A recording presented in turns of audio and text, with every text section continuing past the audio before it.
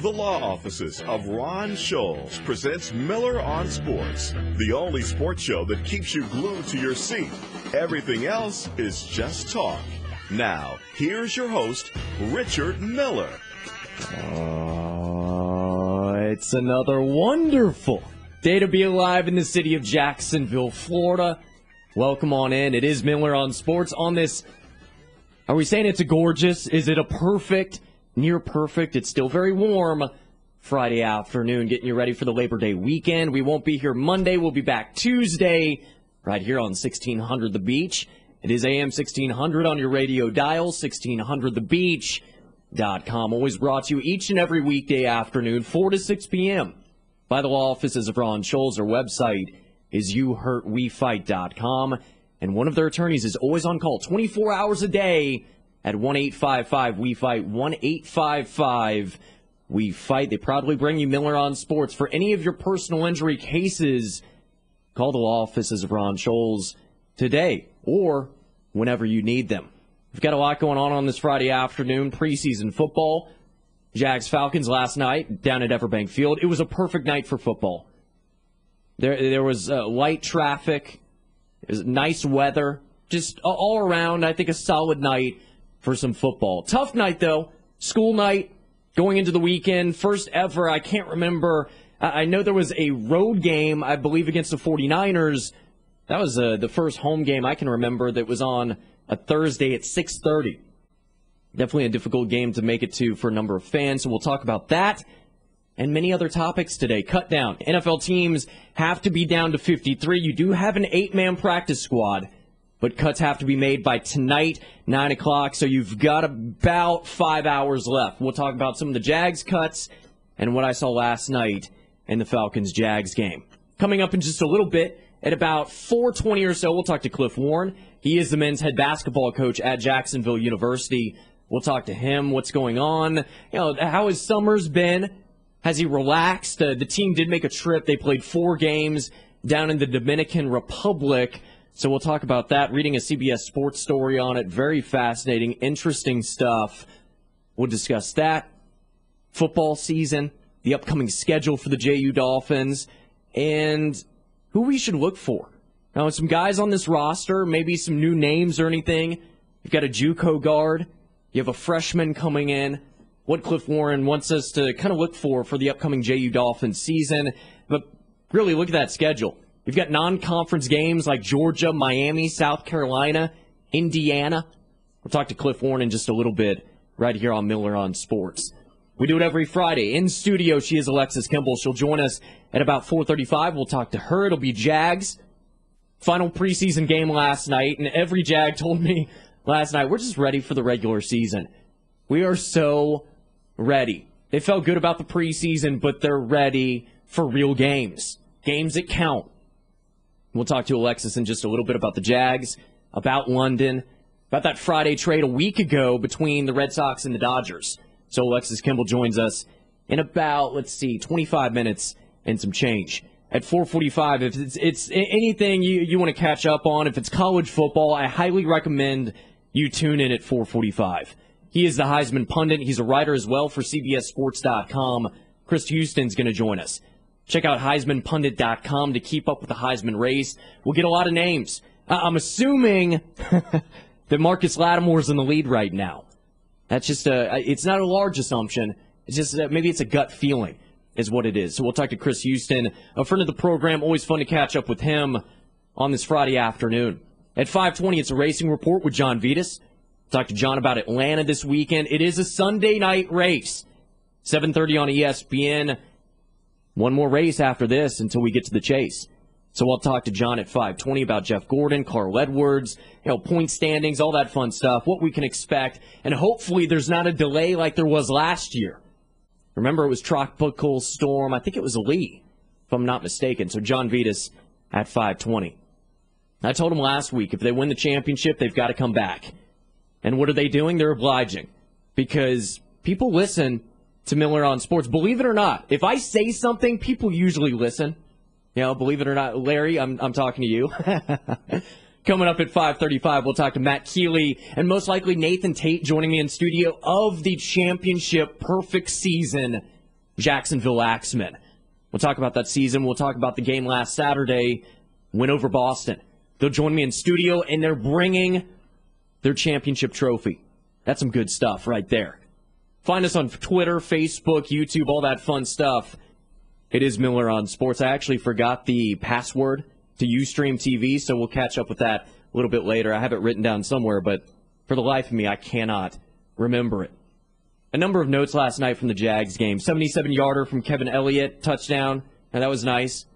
Good touchdown there. He's going to make the team. We saw a number of cuts in the last probably 3 to 4 hours. A lot of not surprising so much. Defensive lineman Audric Ray, Jordan Palmer, the quarterback, Colin Clardy, tight end. So pretty much you have Zach Miller, Zach Potter, and Mercedes Lewis. And Zach Miller is still not healthy. Rod Isaac was cut, 5th-round pick last year. Will Robinson, Richard Murphy, Truman McBride, J.K. Schaefer. More will be coming out today. And then it's also kind of keep an eye on this, at least for Monday or over the weekend. You have 3 players that might be placed on IR. Austin Lane, dealing with that foot still. Zach Miller with the pectoral. And George Selvey out. It's still about 2-3 weeks, was the original diagnosis with the sprained knee. So keep an eye out on those 3 guys. Some positives last night. Everybody's going to talk about the nick off Greg Jones, a fumble, first play of the game within 10 seconds. And then Rodgers just walks on in, breaks that tackle left side from Will Middleton, and it's a touchdown. But you get the mistakes out early. You get them out now. What I did like, though, was that 18-play drive. First-team offense played 25 snaps, which Mike Mularkey said they'd play 10 to 12. It was double that. Not a big concern. Now, I am somewhat worried about Uche Nwaneri. Foot injury. In the locker room after the game, he seemed kind of fine, but he's a player that gives you a stone face. You ask him a question, he's very polite, he's a nice guy. He'll answer your questions, but he's very stone-faced. It's tough to get a read on him. He's got one of, I'd say, the best poker faces in professional football. And then I also like Blaine Gabbert. I thought this was the best part of the game. Now, it's tough with Uche Nwaneri. Hopefully he's fine and everything. Monday we'll find out more from Mike Mularkey. But Blaine Gabbert in that hard count, I understand it was mainly about against second-teamers. But Blaine Gabbert's hard count, and I remember Brad Meester discussed this maybe twice last year. He talked about the cadence, the style in which Blaine Gabbert delivers the snap count. And nothing but good things to say, of course. That was something you saw last night. Watched the broadcast this morning, and I think I ended up with 6 plays where Blaine Gabbert had a hard count and either drew the defensive line off sides or was very close. 6 plays. Again, second-team defense. That's something you have to be pretty pleased about. At least I was. But cut-down day, one of the tougher days in the NFL. Any coach, any player will tell you. Cecil Shorts III, Mike Thomas told me that last night. It's a tough day because Saturday, Sunday, over the weekend, you walk into the locker room and where is everybody? Folks are gone. More of the show after this.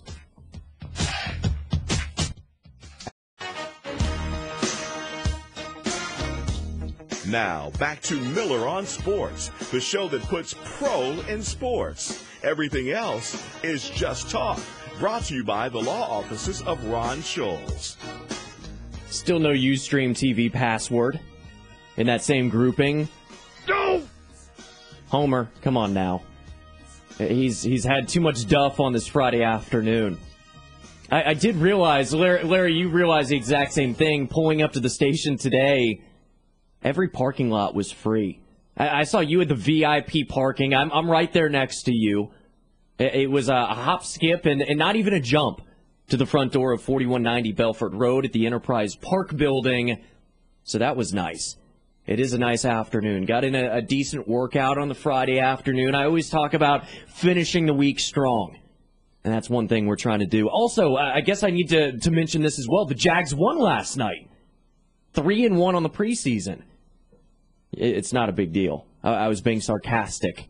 Could you tell with my tone? Was it there? We're waiting on Cliff Warren, head basketball coach for the men's team over at Jacksonville University. We'll see if we can snag him on this Friday afternoon. Also, Alexis Kimball at 4:35. And the Heisman pundit, he is Chris Houston, will join us at 4:45. And you can listen online at 1600thebeach.com. Program it as well, AM 1600 on your radio dial. Cuts today. Not many surprising cuts really so far. And it's one thing that I realized last night, looking over the roster for the Jags, which is in my bag that's maybe a foot away too far. Otherwise, I'd reach and it'd get faint just a little like that. It'd get faint just a little bit in the mic. But that was one thing I realized going over some of the names, and there's this battle, and we've seen it a number of positions. Whether you read the Florida Times-Union, whether you watch the game and you've got a mind for the game of football, you understand that the linebackers, they're stout. J.K. Schaefer, he was cut today. But you mentioned Joshua Jones. You bring up Brandon Marshall. There are a lot of players at that position, as well as you could say, cornerback, wide receiver. So it turns into, and we can't forget running back. So it turns into, what do you need the most of? But with this Jacksonville Jaguars roster, they definitely have some standouts. You mentioned Paul Puslesny, Terrence Knighton, I'd say Blaine Gabbert, Rashad Jennings, Justin Blackmon has been tremendous. And you go over those names, but when it comes to true depth, I'd say the Jags, they have players. I mean, any team has players, but in terms of if somebody goes down, I start to worry more of, okay, what's going to happen with the interior offensive line? What do you do with the defensive ends? And that was something we saw last night. Uche Nwaneri, foot injury. Well, we've seen it already with Will Rackley. He's been out longer than expected. John Estes, Jason Spitz. These guys start going down, and it was even mentioned last night on the broadcast that that offensive line hasn't really played together all that much. Brad Meester, Eben Britton at left guard. You had left tackle Eugene Monroe. You had Cameron Bradfield. It was a mix that you just don't see all that often. Now the running game has looked good. Blaine Gabbert to me is still improving. He's looked fine. But that's something that I worry about is that depth. If somebody goes down with an injury, and it happens to every single team every single year, there's an injury that kind of catches you off guard and you think, oh no, here we go. Could be in trouble. Now, probably not something like 2008 with Tom Brady and the Patriots, but every injury will hurt. How significantly, that depends on your depth. And for the Jags, I don't think it's there. I really don't. And last night, not only was I looking over the roster and trying to tweet as much as possible, which I think every tweet I post is very witty and one of the funniest things ever created on this great earth. But I started thinking as well, the fan base was exciting last night. It's not their fault the game was on a Thursday night at 6:30. You have kids, you have other obligations, I understand that. But in looking at this team, I started to think to myself, I like what I'm seeing, but this team can only win 6 to 9 games. That's what I saw. And now, could they get more? Yeah. Could they get less? I don't think so. Unless injury. And that's where it really comes into play. Next week, I'm going to give my win total for the Jags. But again, it's kind of floating in that 6 to 9 win range. Because there's things I saw last night. And the depth isn't as strong as it should be. Austin Lane, he's out. If you look at it, you've got Aaron Morgan, Andre Branch, and Jeremy Mency. Who else at defensive end? Are you going to have to stack more of the defensive line, interior guys? What happens there? And I know it's a what if, but it's a logical what if of, say, the Jags get deep into September or October starts and somebody goes down. Or you deal with another Uche Nwaneri. That's not going to be fun. Not something that you want to go through. I did realize, though, last night, stepping into the locker room, talking to Mike Thomas, Cecil Shorts III, hearing comments from Blaine Gabbert and Jalen Parmalee and Uche Nwaneri, and I think a few linebackers, just kind of catching bits and pieces. And I've mentioned this before, but I really felt it last night. And it's strange, though, too, because it's a fourth preseason game, but I really got the feel last night that this Jaguars team is just so different. And it's a combination of Mike Mularkey, of Shad Khan, of Blaine Gabbert being the clear-cut leader of this football team. And that, to me, was obvious. What I was talking to, I think it was Mike Thomas, and we were just talking about the locker room and talking about the growth of this team. And I had the audio on my phone, which I'm not going to use because I sound, not that good. And the ambient sound from the locker room kind of hurt the audio.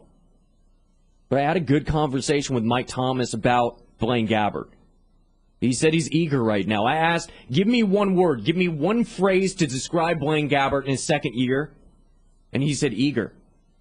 And it was quick. It wasn't a pause. It wasn't anything. He said eager. Yeah. I almost had to say, wait, can repeat that. You said it way too fast. And that's the overall feel from, I think, all of his teammates, at least the ones I've talked to. It usually goes in order of, I try and knock out 3 questions. What's the feel of this team? How do you think you did during preseason? And all of them say, pretty well. 3-1. We've gotten to really figure out this team. Turning the page. We're on the same page. And it's Blaine Gabbert. Nothing but positive things to say. Now, very rarely will you walk into an NFL locker room and teammates will bash their starting quarterback. Just really doesn't happen. There was a divide, though, when it was Byron Leftwich and David Garrard. But that is not this locker room. Blaine Gabbert is the clear-cut leader. It's definitive. When I was talking to Mike Thomas, I had one of the Jaguars PR guys tap me on the shoulder and say, hey, Blaine's ready. I thought, wow, okay. And everybody went around with their recorders and their cameras and everything. Now, I was focused on something a little different because I knew that I'd hear the quotes from Gabbert later on or the next morning. But it's obvious to me. The locker room is different. It's amazing. They said a few players said it's like a nightclub, and not because it's just weird or a party atmosphere. It's nothing of that sort. It's because of the lighting. It's different, and it's more wide open as before.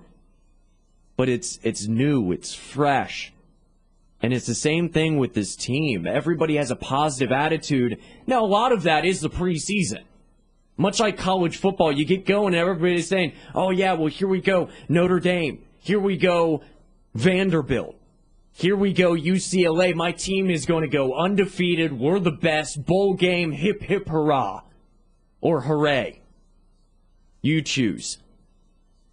But it was a different feel last night. I did like the quotes that Mike Mularkey said. Said this offense still, the key is to wear down defenses. And we've seen that in the preseason. Every single game you've had a drive, or at least I have, where I say, wow, you know what, that's pretty nice. 12 plays, eating up 8 minutes. Last night, 18 plays. You take out 10, 12 minutes of the clock, that's going to wear any defensive down. I don't care if you're the Ravens, the Steelers, 49ers, it's going to wear anybody down. And if the Jags can do that and eliminate the mistakes, the passes that are maybe a foot or two high, maybe the fumble like last night, trying to get it to Rashad Jennings. But this team looks ready. They've said that they're ready. It is obvious to me that they are ready for real games. They're ready for the regular season. And I've noticed as well, and maybe it's just a change because I got so used to the Jack Del Rio era, how things were run then, and seeing players and everything. But it seems like this team is much more well prepared. And maybe it's just me. It could be. I don't think it is, though. I think this team is extremely well prepared, but I get that feeling 6 to 9 wins. Because if a few players go down, which history shows they do, then you have to say, all right, well, so-and-so, wait, who's her name? Yeah, can you get out there on the football field? We need you now.